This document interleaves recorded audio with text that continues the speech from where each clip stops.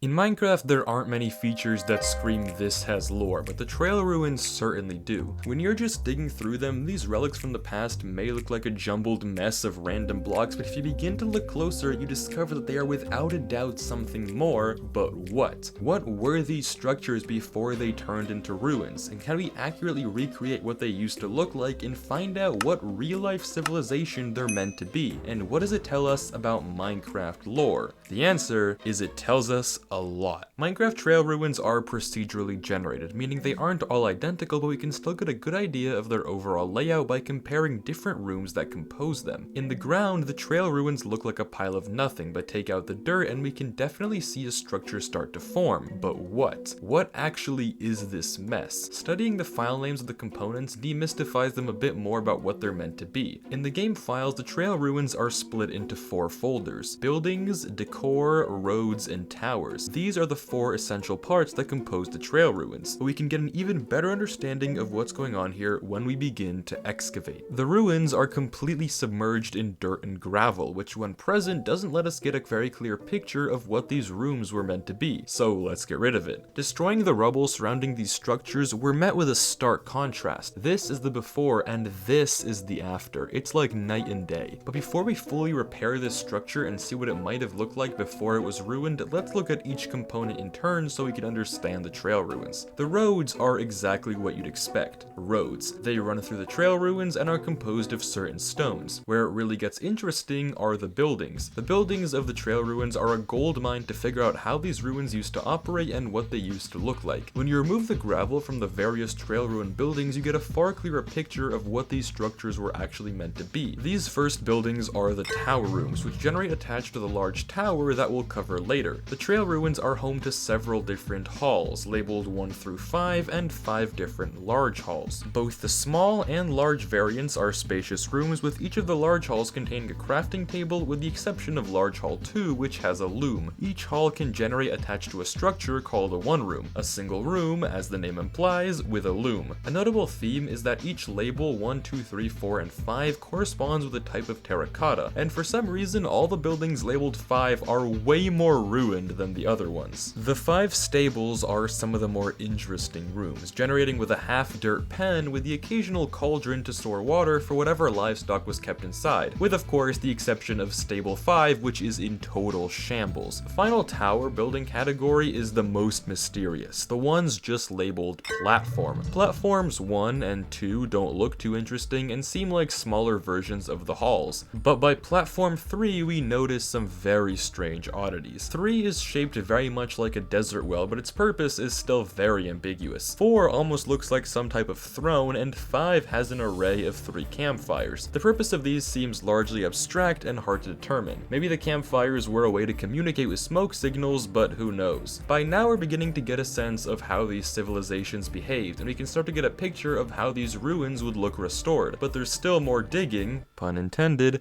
to do. The other group of buildings in the trail ruins are those that generate not attached to the tower but along the road. These also have their set of one rooms which contain a certain workbench, a cauldron, grindstone, cartography table, or nothing. Classic Trail Ruin 5. Then there are the large rooms. These large rooms range from fittingly very large to ridiculously small. Each of the 5 is a totally different scene. Large room 4 seems like just an outdoor sitting area similar to large room 2 that has a gazebo-like ceiling and a campfire in the center. Large room 1 is fitted with a smithing table, a blast furnace, and a regular furnace, and some iron bar windows. Its design is very reminiscent of the village blacksmith. Large room 3 has the oddest shape of the bunch, but it makes sense when you figure out that it connects to the roads up here, so the rest of the building is an underground cellar. It has a loom as well as a single cauldron in the basement, and the final room, large room 5, is also an underground one, with the road connector being up here. It has a spiral staircase and a ladder leading into an underground room with a few blast furnaces. There is definitely a vision here in all these buildings that we can reconstruct. The final non-tower room is the non-tower hall. The non-tower hall's 5 variants are pretty similar, a rectangular building with the occasional workstation. The 7 decor buildings are objectively meaningless. I'm not even kidding, that was stated by a Mojang developer. They are just small nods to the baking pot in the original archaeology trailer from 2020. But to finally reconstruct the trail ruins and solve their mystery, there's one component left we need to look at: the towers. towers. The towers are the final and probably most notable and obvious feature of the trail ruins. There are 5 different tower variants, each with a pretty similar structure. Some are wider than others and have different types of glazed terracotta and support, but ultimately they are all the same thing, a tower with a spiral staircase. While these don't look too helpful for our goal to pinpoint the purpose of what these settlements used to be,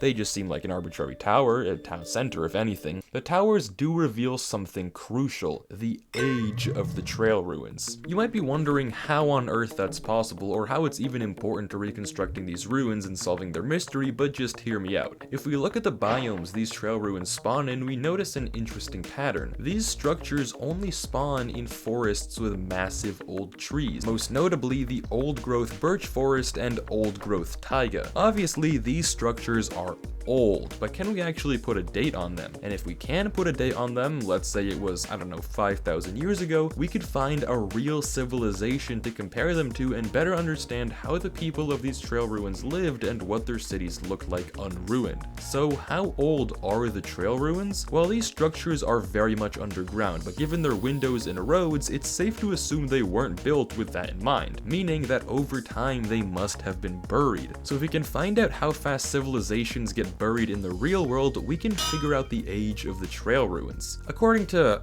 this Reddit post I found, where you are in the world is a big determiner of how fast your structures get buried. 30 centimeters of soil could take anywhere from 32 years to 13,000 years. With that in mind, the trail ruins are usually 16 blocks tall with 1 to 2 blocks showing above ground, meaning that 14 blocks were buried, meaning that assuming nothing extreme happened, these trail ruins were built anywhere from 1493 years ago to 14,000 years ago. So quite the range. It's here though we can consider the other ruins Minecraft has to offer, ocean ruins. Given that the building designs are kind of similar, the loot is pretty similar, and they both have ruins in the name, it's safe to assume these were built around the same period of time. Ocean ruins on average generate 6.5 blocks underwater. Given that the sea level rises roughly 0.14 inches per year, we get that these ancient ruins, if they were built on water level, were built around 1969 years ago. So that could serve as our benchmark for the trail ruins in order to find a civilization that would help us construct these ruins. But which civilizations could we use? Britannica has a database containing a ton of ancient civilizations across the world. If we compare the materials used in the trail ruins, mud bricks, bricks, and terracotta, and the shapes of the Minecraft buildings to the materials and shapes in real-world ancient civilizations,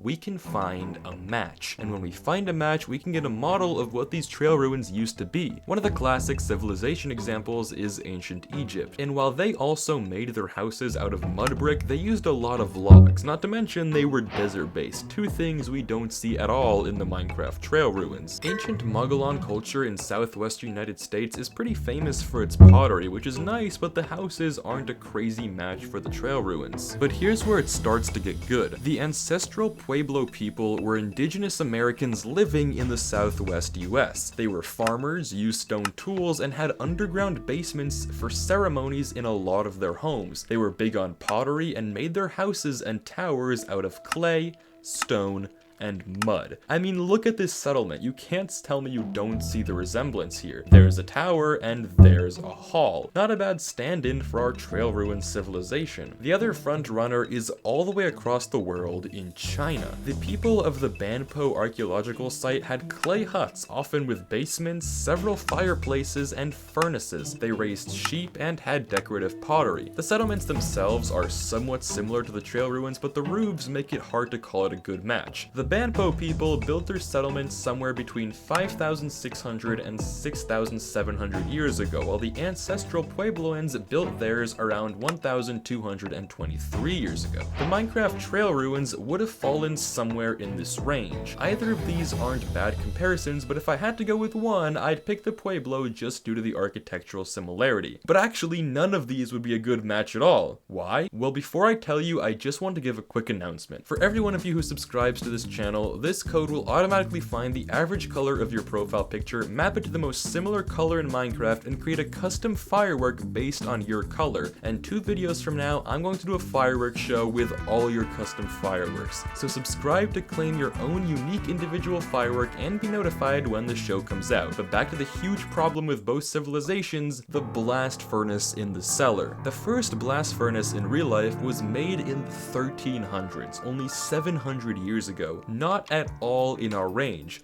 If we had to wait for a blast furnace to get invented, our civilization would not be buried at all, it would be somewhat modern. Ancient civilizations did have furnaces, just admittedly not sophisticated ones like blast furnaces. For the sake of this video, we can call it a stand-in and not worry. The one last detail we have left before we can finally construct these ruins is the loot. Trail ruins don't have any chests, but the loot in the suspicious gravel can tell us a lot about how these people live. The sheaf and howl pottery sherds imply that these were the first places to farm and domesticate dogs. Lo and behold, the ancient Puebloans domesticated only 2 animals, the turkey and the dog. The wheat and wooden hoes also confirm the farming theory. The burn pottery sherd may imply that the builders of these settlements were the ones who discovered fire, but it also outright confirms what we thought about the fireplace pits. They were ways to communicate, lining up with what we see in ancestral Puebloan culture as well. The danger and heart pottery sherds make it seem like these were the first people in the Minecraft world, recording their discoveries of health and mobs just like the cave paintings. If that's true, it also reveals something super interesting about Minecraft lore. Villagers are just as old as the first players. The friend pottery sherd resembles a villager's face, implying that these first ancient builder settlers encountered the race of villagers even back then when they made the trail ruins. The armor trims found in the trail ruins are a bit more mysterious, but there are definitely some good interpretations. The 4 trims are the most basic in the game, implying that maybe they were the first ones created. The names Razor, Shaper, and Wayfinder also seem to imply basic human skills: raising animals, shaping pottery, and exploring, or wayfinding. The host one is a bit more ambiguous, but it could just refer to creating settlements where you could host people. The first ancient settlers who built the trail ruins would have created these armor trims to represent themselves: razors, shapers,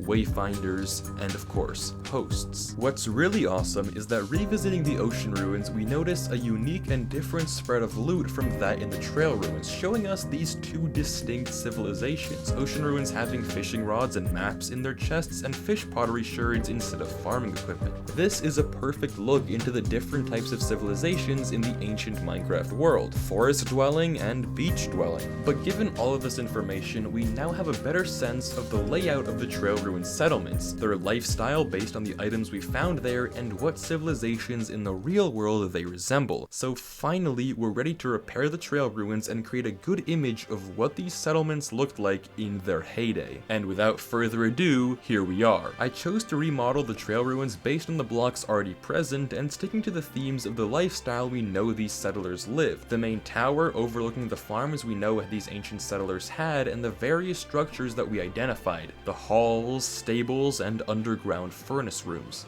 The ancient builders who created these settlements were likely the first people in the Minecraft world, based on ancient Puebloan culture dating around 2 millennia in the past, but sending messages to the future, to us, 2,000 years from then, in the form of pottery sherds and the various relics in suspicious gravel. These civilizations surely prospered and went on to create all the wonders we see in the Minecraft world, but at some point, they left, disappeared, leaving us, the player, all alone in this strange world. What happened to them? Well, to figure out the answer to that, I recommend you watch this video on the left about what disaster wiped out the ancient builders. Or, if you want to learn about the mystery of the Ender Dragon, click this video on the right. Spoiler alert, it's a man-made robot. But thank you so much for watching, please consider subscribing, and as always, peace out, have a good one, I'll see you next time.